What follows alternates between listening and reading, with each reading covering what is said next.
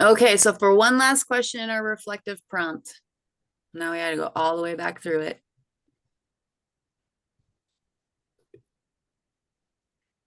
What are some of the reasons that we monitor wildlife?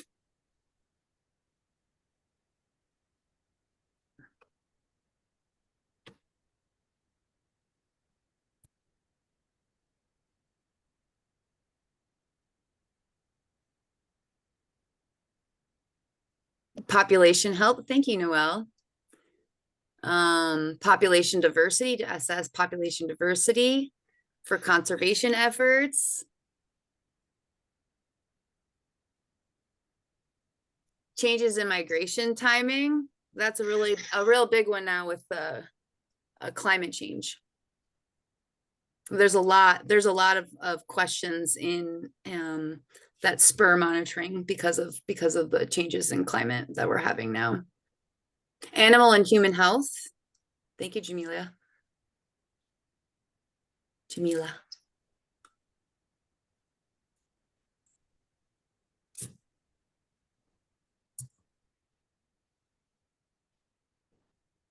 Anybody, any last contributions?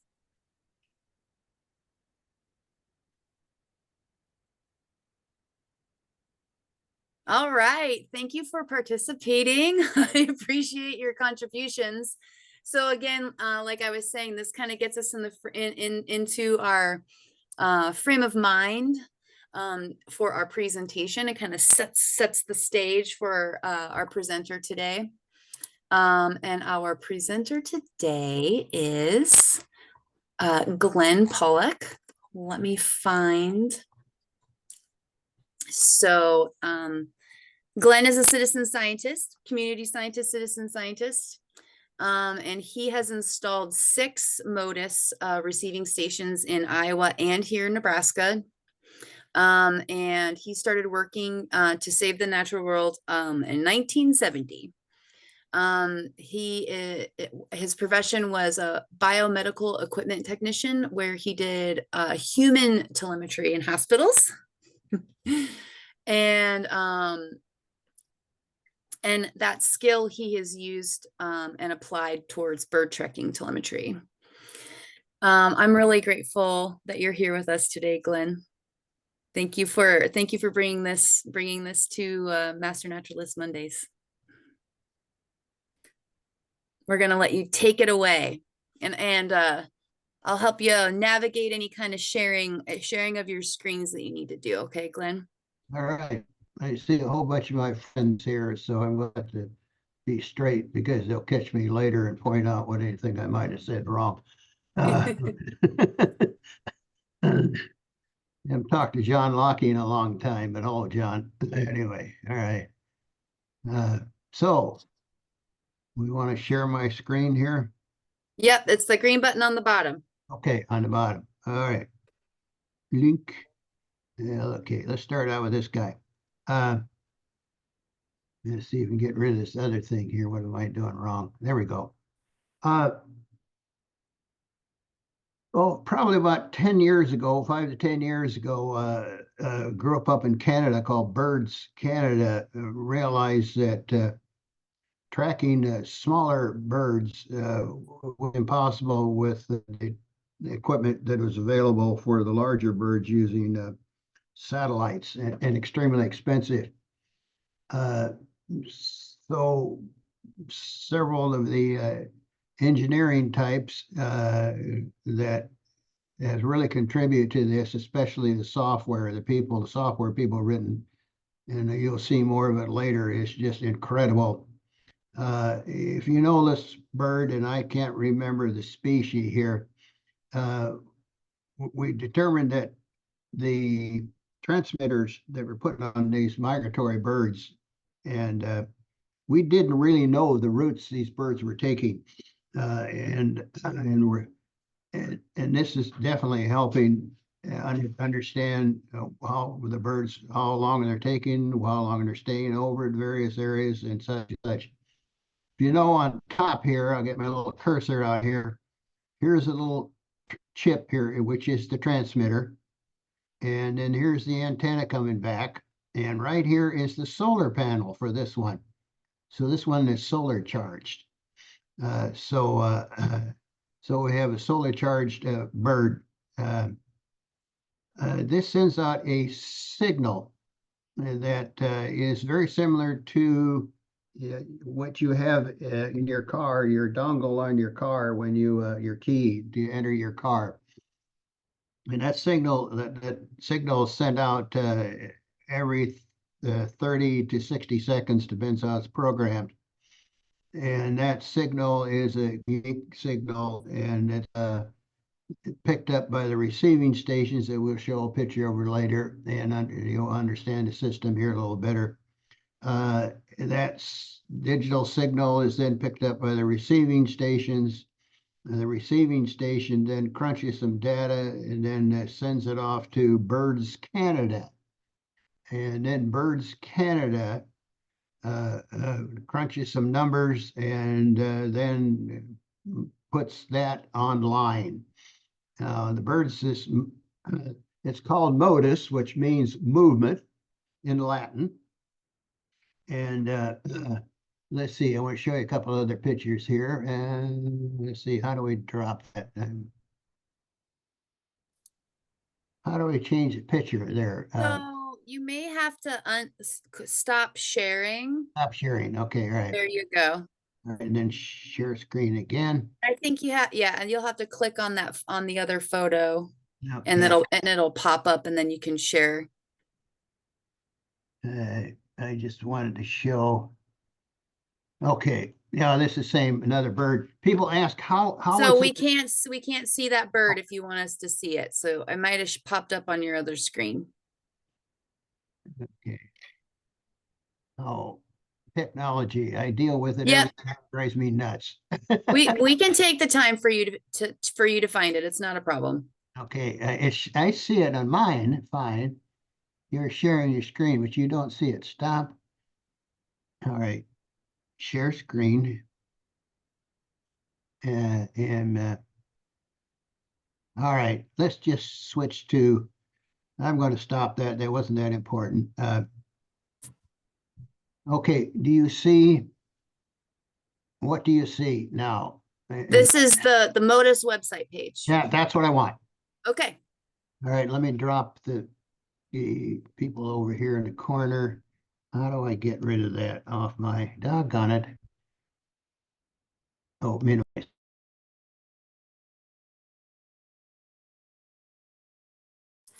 Glenn, you are muted. I accidentally did that. I'm sorry. Okay, there you go. All right. Okay. Here's the website. And there's just a ton of information on this website. I'm saying, you see all these yellow dots? These are downlink receiving stations. There's over 1,500 of them in the world. It's not one organization that does this. All the data goes to Birds Canada. All these little dots are run by governments, NGOs, private organization, individuals. It is an international corporation. We should bring that to United Nations here. And the main interest is tracking migratory birds. So that's just what I call is a really interesting phenomena that we can get this many people cooperating together on one idea. So again, to say this is open to anybody, and all the information on this site is available. Now it takes a while to figure out what's going on here because there is so much stuff buried in here, but I'm going to zero in on Nebraska, Iowa. That's my area of interest here. You know, notice we have a station in Omaha at Glacier Creek. We have one over here at Spring Creek. We have along the Platte. We have one over here at Cedar Point. We have one here, I forget what that is. And then there's four here that are along the Niobrara Valley. This is these out here, Rocky Mountain Bird Conservancy is the one that's putting these up. This one I put up this one, these two. And then we go over into Iowa here, and birds don't seem to care about boundaries. So we, I'm interested in taking care of both sides of the river. I keep telling people that the ecosystem doesn't stop at the middle of the Missouri River. It keeps going on beyond that. All right. Let me give you an example here. I'm going to go to this guy over here that is on the Kansas Audubon Society's land, believe it or not. And you notice I got my little hand goes over the top of it, that it turns red. I say this, after a while you'll figure this out. Okay, and I push the red button a couple of times, and up comes a list. And this is Great Plains. I can't remember what the CD, Horton Niobrara. Okay, it's the Great Plains Chihuahuan Desert Motus, believe it, putting it up. Anyway, that's an organization that you can click on and find out more about. And Matt Webb is the guy who has assembled it. And this is just some of the data. But what you'd be interested in is going over here where it says tags detected. Let's go to table. Bleep. All right. This is the birds that this station detected, this list. And you notice the Swanson's thrush are traveling through this area. This station has really been a hot station, meaning that it's picking up, it seems to be right on the path of a lot of migratory birds. Okay, this is just data here to you. Let's get into some of the fun stuff here. We are seeing this, aren't we, on your... Hello? What'd you say, Glenn? You are seeing this, aren't you? Yep, absolutely. Yep. Okay, Yep. just double checking. Yep. It's the Swainson's thrush list is where you're at, is what I'm seeing. All right, I'm going to do this one here. This Swainson's thrush. Over here on the left, of course, is the data is detected. This is the people who tagged the bird. Here's the name of the bird. And here is where it was tagged at 51 degrees minus 105 longitude right there. So that's okay. So I'm going to click on, go back over here, and I'm going to click on this. And then here's some more data. But here's the fun part. Let's go over down to the bottom here where it says map. Click on map. And then there you go. This shows you a map of where the bird has traveled. Okay, they started up here in Saskatchewan, and you really want to have fun. You go over here up to the upper left, and you press the button, and it'll show you how the bird is traveling here, that little arrow, seeing that. Now, the other thing you can do is you hover over this, and the line gets wider, and then you click on it and it gives you the estimate speed. And they figure the bird went at about 68 kilometers per hour flying down that way. Now, if you go here, let me drop that down. And that was 7 kilometers per hour. So he kind of putzed down the way here and kind of stopped and refed and talked to some of his buddies or whatever. And then here again, 3 kilometers per hour. Now, it doesn't mean the bird didn't keep on going. It just means it hasn't been detected anywhere else down the line here. I'm going to go back, and I'm going to go back, and it keeps going back, and click X on that, and I'm going to go over to Hitchcock Nature Center with my first station that I set up. I didn't do all this myself. I twisted the arm of several friends for money and for equipment and for climbing up towers and so when I say I set this up, it means that it was just me doing it. Okay, I'm going to go back and click on table, and then I'm going to go over here and see. This is the first 100 birds. This is a Swinton's thrust here, a wood thrush. We tag several birds, being we, meaning Iowa Department of Natural Resources, Anna Burkhart Thomas, their avian ecologist, tagged several of these birds. And you'll notice there's a whole repeat. Here's the bird number 88599. I named him George because I actually saw George. We tagged him. And so his nest was, and lady friend was right underneath the tagging station. So every day he got a new blip that he was picked up. So yeah, I'm going to go over, move over one yet again here. And I'm going down and okay, click on it here. Now, you say this, and I'm going to go back down here and click on here. And George took off. And down. Everything's a bit slow here today. Okay. George left Omaha, and he was detected here by Kansas City. He was checked by Joplin, Missouri.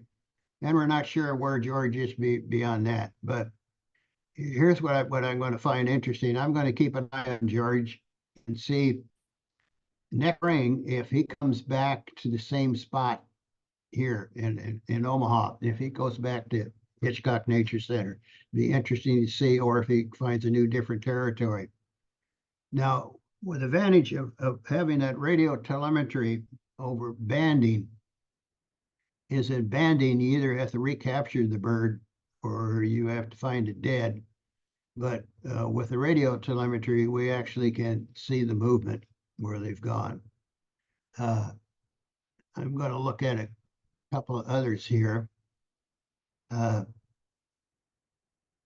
I can find a couple of guys who really traveled quite a bit. There we go. Okay, this is a good one. Do. Here's a bird, and this is 2 years. They spent, I'm going to animate this.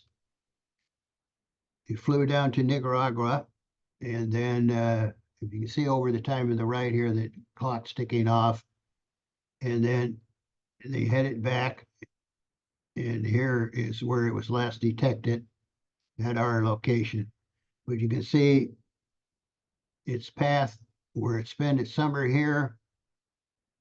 It went back one day, this, one fall this way and back up here and then back up, and then it was heading again, going down. And I'm sure by now it's in Nicaragua. We just haven't picked him up. So, okay. Now I wonder, are there any educators in the crowd here? Teachers? Or I people? know there are for sure. Okay, all right. So anyway, and who is anybody here in central Nebraska in this area along the Crane River? Any comments here? Unmute and say yes. I've lived along in central Nebraska by where the crane migrates. Okay. I live in Kearney. Yeah. Okay, good. Yeah. So here's the 3 stations right here. There's one right just below Kearney. And so you might find these interesting that check your bird migration going here. 51, that's pretty good. Let's take a look at that. Table again, click on, and there's a list of the birds that were picked up. And the thing is that telemetry transmitters cost about $225 a piece. and your chances of retrieving those are pretty slim. So and I understand, and a lot of these birds have been tagged in Canada because Canada is some person up there donated over several $1 million to do bird research in Canada, and was a private individual. So there's a lot of tagging going on in Canada. And another place that's doing a lot of tagging is North Dakota State. Anyway, okay, let me go back to, Glenn, yeah, when you say tagging, you mean specifically with the Motus transmitters? yeah, I'm sorry, I'm using No. the term. Yeah, we get the terminology, start using terminology and people having a clue what it means if you ain't involved in it. Yeah, I just wanted to make sure. And The then there's a, rings, they use the same term for the little rings they put on the ankle yeah, as they use for the transmitters. They yeah. call it tags. So Um, yeah. how far do they have to be from the station for that, for it to Oh yeah, trip that's the, real good question there. 10 to 15 kilometers. Now everything's in kilometers and now. So just get used to it because the Canadians came up with this idea. Now these stations that are built, they are I think I'll drop this down and I'm going to stop sharing. I think to show you a picture here. Then I have to start re-share screen again. And then I have to go to, how did that get in there? There we go. And there we go. Okay. we're not seeing that yet, but let's take the time to figure it out because this is a really cool photo. You're sharing screen, it says. Yeah, no, so you're sharing the screen, but I'm just seeing all 5 of those Oh, okay, then photos. I know what I got to do. Yeah. Okay, all right, I got to go back to that. Back to that. Okay, what we got? And now you share your screen. Okay, all right. So this is a. Oh, you have to share it though. So I that's should- the bottom green one. We have plenty of time. It's not a problem. Okay, why can't I find anything here? The share button is the green button at the bottom if you move your cursor at the bottom. But I can't even see that anymore. I lost all that. Oh, you're lost in the 2 screens. We'll take the time to, there we go. Let's Got see. it? Yay, we got it. Okay, all right. It's we're using the equipment, the downlink equipment can be somewhat complicated. It's actually right here, you notice there's 6 antennas. And there's 2 frequencies used, and I'm going to spew out some gobbledygook technical terms here in case anybody knows. It's top ones are 434 megahertz, and they're on what they call frequency 15. And the bottom ones are 166 megahertz, where it's pulse called modulation. Basically, it's difference between AM and FM radio. The bottom one are AM radio, and the top one are FM radio. The top ones are the newer technology, and the bottom ones are the older technology. Now, the first people who did this hand-built their receiving stations using Raspberry Pi, and some of those, bunch of those stations are still up. There's several companies who have come up with a much more modern and easy to assemble, and that's what I've been using. On the bottom here, this is in Denison, Iowa, and you say I'm not on the roof here. There's Byron, and I forget his name. Was a student intern at Fort Crawford County Conservation, and that is assembling this summer. They assemble that. And that's what goes on top of the building. Stop share. And then let's try this again.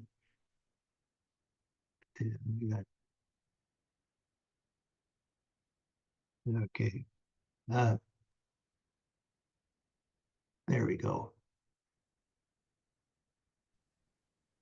I got everything confused here. Anyway, okay. Let's go back to this. This will be simpler. Okay. I'm going to go up to the top here. So you need to share your screen. That would help. We're a team. It's fine.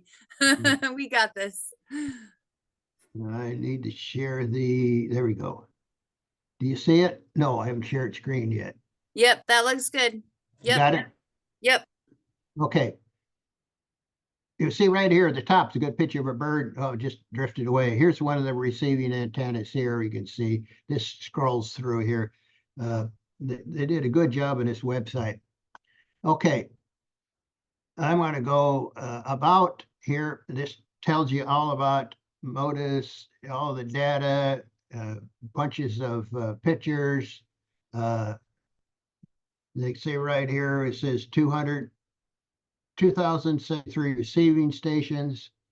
And it goes through all that data. Okay. Now resources. This is what's fun here. Tells you how to get involved. Shows you about tag deployment. It tells you how to put together a station and resource application. Okay, it goes down here. All about Motus tagging. This is our software stuff. That's the magic that makes all this available. But now I want to go over here. A lot of this stuff the average person won't use, except maybe you really want to get involved in here. But here's the great part, Motus education. Click on that guy and please come up for me, Motus education. Don't fool me. And there we go.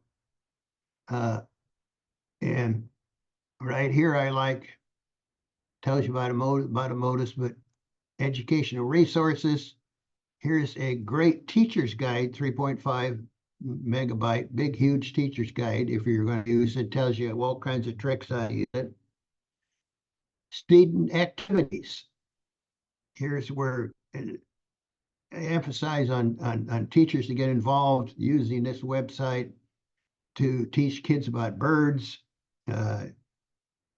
It talks about migration education presentation. This might even be higher level, not just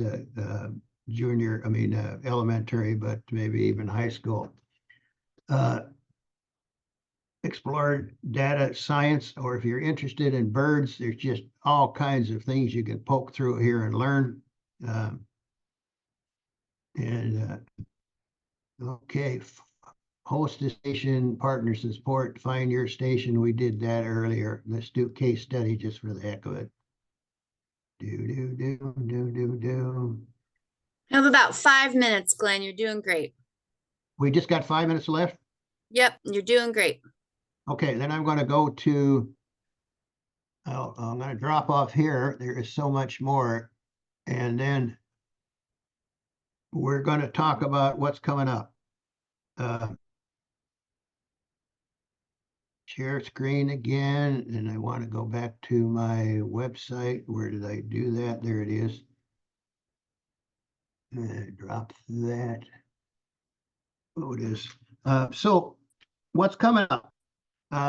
You'll need to share the screen. Yeah, I lost it here.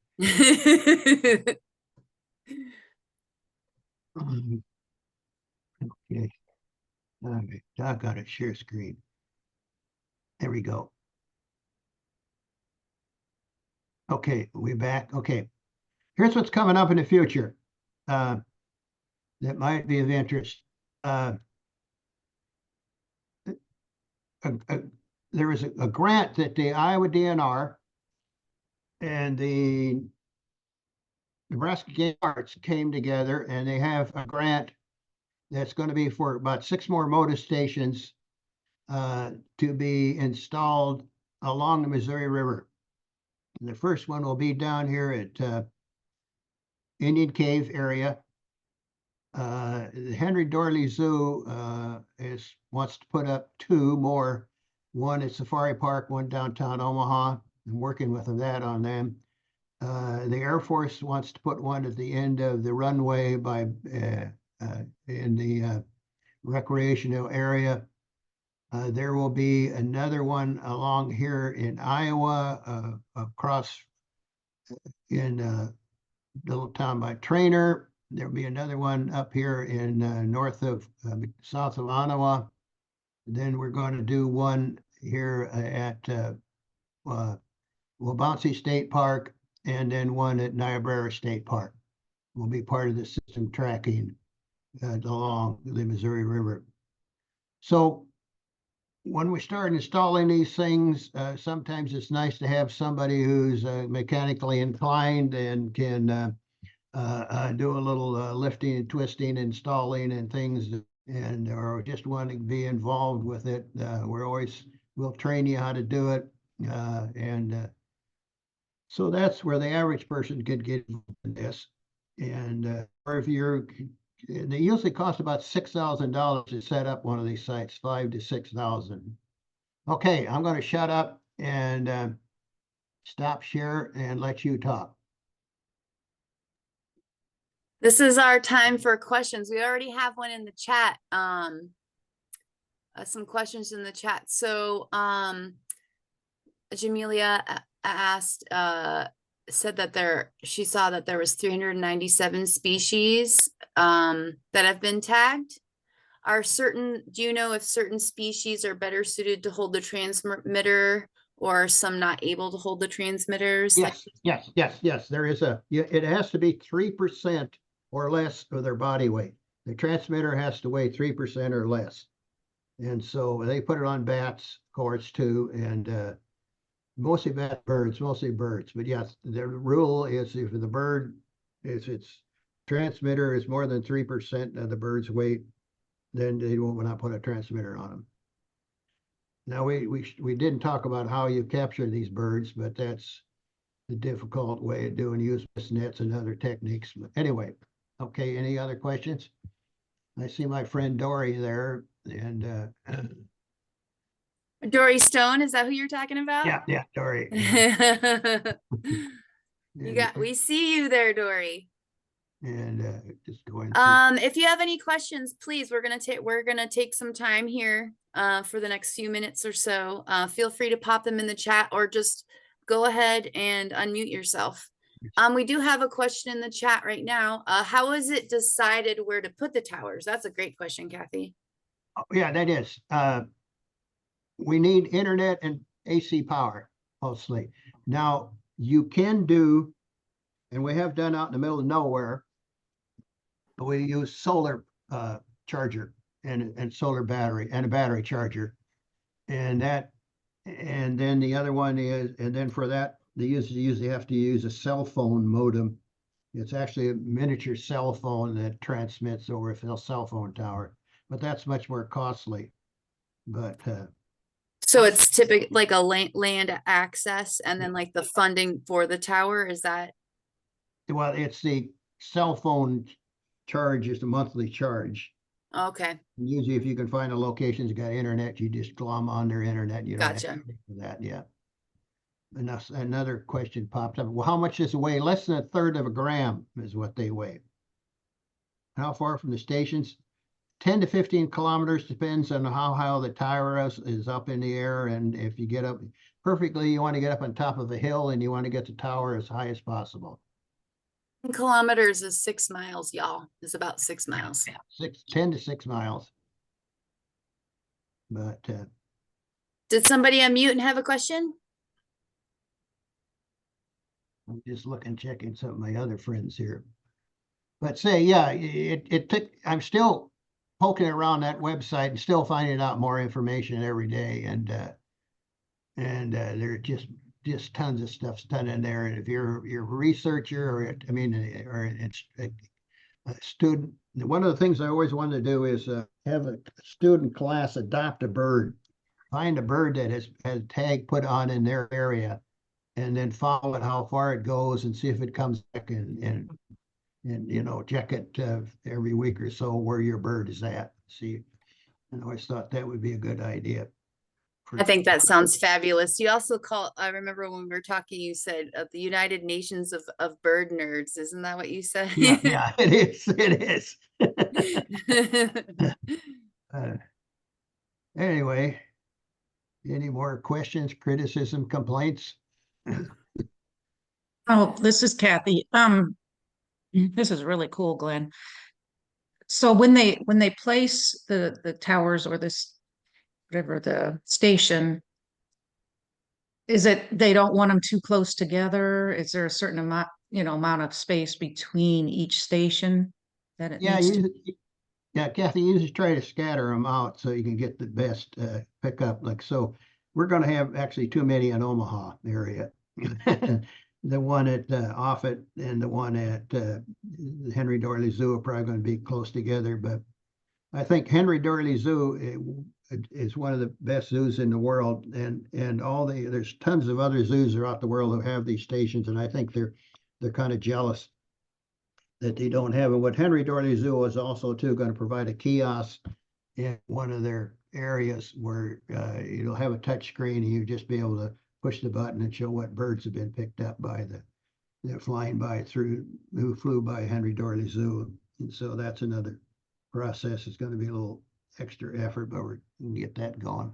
And if you want to see one of those, they have one over at Hitchcock Nature Center, Council Bluffs, Oregon. So yeah, you can get them too close together. That's true. But like along the Platte River there, where there's a lot of activity, those are spaced out pretty evenly about every 10 kilometers. And so they really don't overlap. All right, there's another familiar face. Hi, Glenn. This is Chris from Hitchcock. Oh, hi. Hi. Have they been able to determine whether the migration patterns with sandhill cranes, whether those patterns are changing through this method?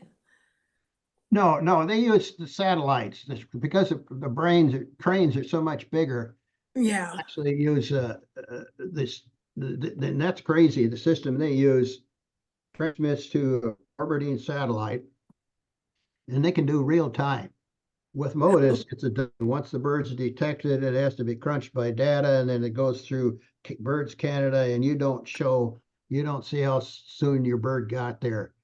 And with the satellite, they actually they're so sophisticated, they can, one of them can respiration rate and altitude and exact location within minutes of where they're located.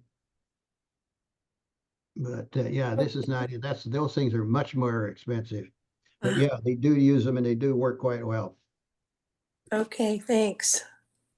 So, because we don't tag, like sandhill cranes aren't being tagged or like captured and released, and that would be the opportunity to put these monitoring systems on them. So sandhill cranes, that's not happening on sandhill cranes, correct, Glenn?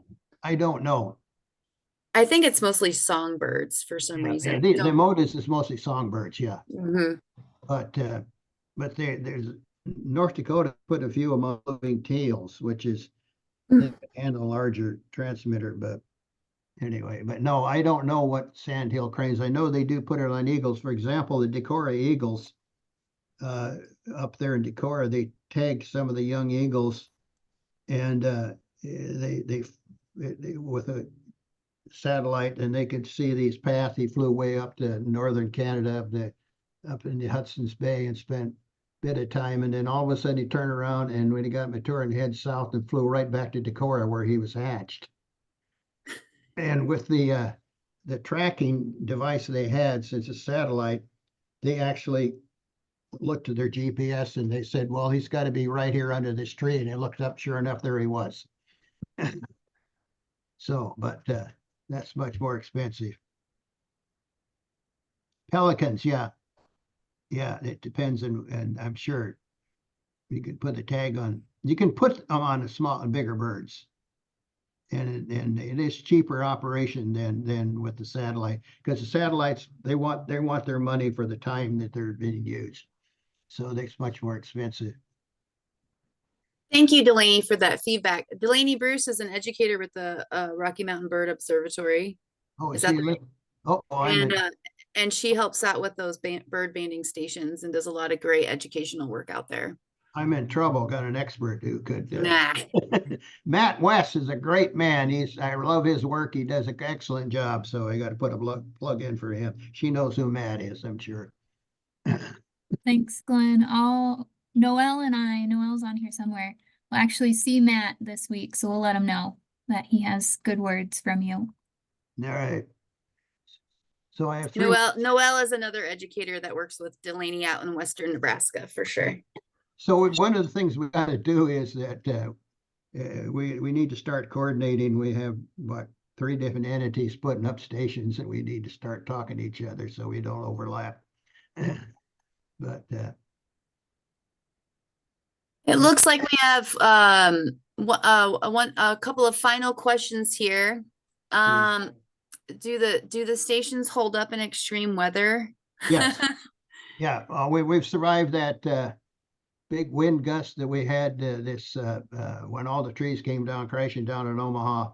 That all of them stayed up. So, and it depends on how well you install them too. You always take that in consideration with a thing called wind loading, and you have to calculate that and make sure that your wind loading is, it's not too heavy for winds we get around the area. But so far we haven't. I'm sure some will come crashing down sometime. But that was a good question. And then are do you know if whooping cranes are tagged are they tracking whooping cranes since they're endangered? No, I think they use these big leg bands and people actually spot them with the I think I'm getting old. I can't remember terms. Binoculars. Yeah, mostly. Yeah.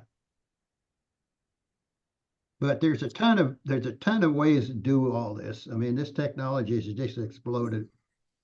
And I was just saying that software on there that somebody's written up and people write up where it can the bird can fly by your station, and about an hour or two later it pops up on the website with a nice little picture, and it's amazing. Okay, well, thank you so much, Glenn, for your time and your energy and your expertise. I feel grateful that you joined us today, and I look forward to getting together with you at a later date for sure. Well, I want to add one more thing too. Yes, please. Believe it or not, I'm actually a fairly good botanist, and I love tallgrass prairies, and I've been working it many years on preserving and protecting tallgrass prairies. So. Then I'm gonna fawn over you for just a moment, but Glenn just received an award. Is this true? Would you tell us what the name? I know it's hard to talk about all of the good things, but please tell us. You've done such great work over your life, so please tell us. The Iowa Natural Heritage Foundation's Hagee Award, which is given out to one person once a year.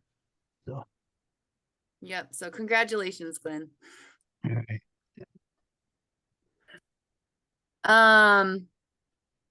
I will put Glenn's contact. Is that okay if I put your contact in the follow-up email? There will be a follow-up email and with this information. I'm gonna share my screen and just do a quick we still have just a few minutes till the end of the hour. I would like to remind everybody, can everybody see the evaluations? Hopefully that's what's everybody. Yes, it's showing up. Thank you, Teresa. And Jamie, I think we should also recognize you for getting the Educator Award at the Legacy Projects Conference. Thank you, Teresa. Yes, congratulations. Thank you. The things that were said for the that were submitted for the nomination, I don't even know what to say about that. I'm so grateful to be a part of the Master Naturalist family and community. So thank you. Oh boy. Every time I think about it, I start crying. All right. So please, friends, fill and your post webinar email, there'll be a follow-up email, and there will be a link to evaluations. Please fill out the evaluations. We're coming up on the end of the year, and I'm starting to get ideas and fill in spots and reach out to presenters for 2025. So we will have a monthly webinar series. Master Naturalist Mondays will continue on through 2025. So there's a question in there in those evaluations for you to suggest any ideas or any topics or any presenters. And I look at all of those evaluations. That's where your voice is heard, because this webinar series is for you. So your feedback is super important. Okay, a couple other things. We just wrapped up our core 24, our fall core 24. And so I'm starting to look towards 2025. Some things that you can plan on for 2025. There will be a member recognition event. In the past, it's been called the Gala. I am working with a Gala member committee. So if you want to be on that Gala member committee to help, that's what we're calling it, but that name might change. I'm not making that decision. That decision will be made as a group, as a whole. But if you want to be on what we used to call the Gala, maybe we'll still call it the Gala. If you want to be on that committee, send me an email and I'll make sure that you are a part of the email chain for when we have Zoom meetings on planning that event. So that will be happening. Also we have 2025 trainings. We'll have all 4 trainings. The June training at Cedar Point did not go this last year because of low registration, but we have a plan. I have a promotional plan for those trainings, and they will all be full, and we will have a whole new, each training will have 4 trainings, and we'll have a whole new cohorts coming in 2025. We will be having our annual reunion. Our reunion committee is very active and very passionate and full of some of the most fabulous folks. We will be having an annual conference, and like I said, we'll continue with Master Naturalist Mondays. I am working to get those dates out very quickly. The training dates, I have all but 1 training date. We're waiting to hear back on the Niobrara Valley Preserve's availability for the annual event. So we want to get those dates down so that you can get them on your calendar so that you can plan for that. So I want you to know that I'm working to make sure that I get those dates out to you as soon as possible. So fingers crossed, these are things that I'm like hoping that I can, I have the capacity and support from the board to do. I do know that I'm working on a quarterly newsletter that needs to happen. I know that that's something that has been happened in the past. I want to make sure that I can provide that for you on a regular, I want it to be something that you can that's reliable, that you can rely on coming to you every quarter, every season. We're not going to call them quarterly. We're going to call them seasonal. So if you, I also would like it to be Master Naturalists to be able to provide what they're doing, so that we're creating a community. And what Nebraska Master Naturalists, the membership is doing. So if you have ideas or you have a cool project that you've been working on or anything that you want to provide into the newsletter, the seasonal newsletter, please let me know, because I'll make that happen. I would really like to have, I'm a kayak certified kayak instructor level 2 with the American Canoe Association, the Fish and Wildlife Education team, where Master Naturalist is housed at the Game and Parks Commission. Several of us do have that certification, and that allows us to do paddle sport facilitator trainings. And I would like to provide that training for you folks in the spring. So fingers crossed that we can make that happen. And I think I'm just going to make it happen. Also, biodiversity in the parks. I'm hoping that we can get that on the books in 2025. That is kind of bio blitz it's in the realm of bioblitzes. So you go, either it can be a passive where you go to the specific parks in Nebraska, and you take photos with iNaturalist, and that way we're increasing the species occurrence data of the wildlife in Nebraska parks. Or we would train, a part of that training may also be how to host a BioBlitz. So like an actual event where you host it, that Master Naturalists will host and bring in people to do like a little more of an active community science project within that BioBlitz.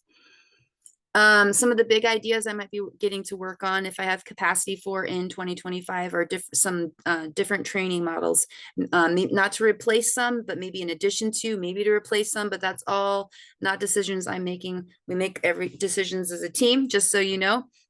So I'm looking at a hybrid model, maybe like an urban model of training. So I don't know really a lot about what those are going to look like, but I'm going to be reaching out to different Master Naturalist programs in the country and see what they've got going on. I've already started some of those conversations. I would love to be able to do some Nebraska Master Naturalist organized field days where we maybe go look at prairie chickens, or we go and visit somebody's property that they've been working on for prairie restoration.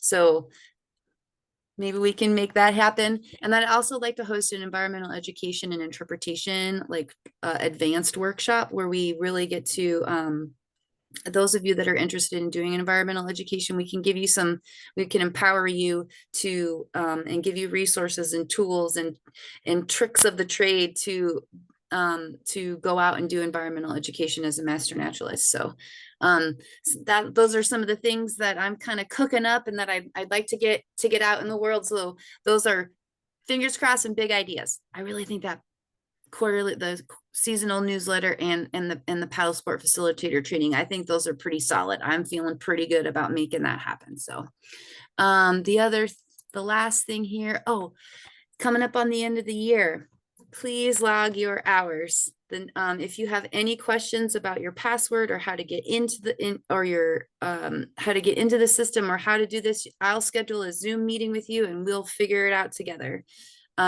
Tracking hours is so important. Being able to see how many hours you all are putting your time and energy into doing those volunteer hours. It's one of the metrics that we use for success of the program and also for grant funding for the program as well. So track your hours. Let me know if you need some help. The link is on the website. And our call to action today. I'm 3 minutes over. I'm going to wrap this up real quick. So you can head over to anything size starter. So this is it's like a landing house for many community science projects. So anything that you're interested in, whatever your interests are, you can search for a monitoring program for ladybugs or butterflies, or the first leaf out, if you want to help track leaf out and how that's a leaf out on plants is being affected by climate change. SciStarter is a great place to go and check out. Also, Nebraska Game and Parks Commission, their community science page, we have several wildlife monitoring community science programs happening. So head over to the Nebraska Game and Parks and just search community science projects, and you will find several. Our new community science specialist is Brianna Nugent. So she's our new community science specialist, and we're super lucky to have her. I'm sure you'll hear from her in Master Naturalist Mondays in 2025, maybe. Thank you for your time. Thank you for hanging on for 4 extra minutes, friends. I appreciate you. As always, if you have any questions or need anything, let me know. Send me an email and I'll get back to you, okay? Thanks again, Glenn. Can I end with my way I usually end my lectures is, Please. Pete Seeger, fin, fur, and feather. We're all in this together. This land is meant for you and me. Pete Seeger, right? Yeah. Fin, fur, and feather. We're all in this together. All right. Fin, fur, and feather. We're all in this together. That's lovely, Glenn. Thank you so much. All right. Thank you. Thank you, Gary. Bye, everyone.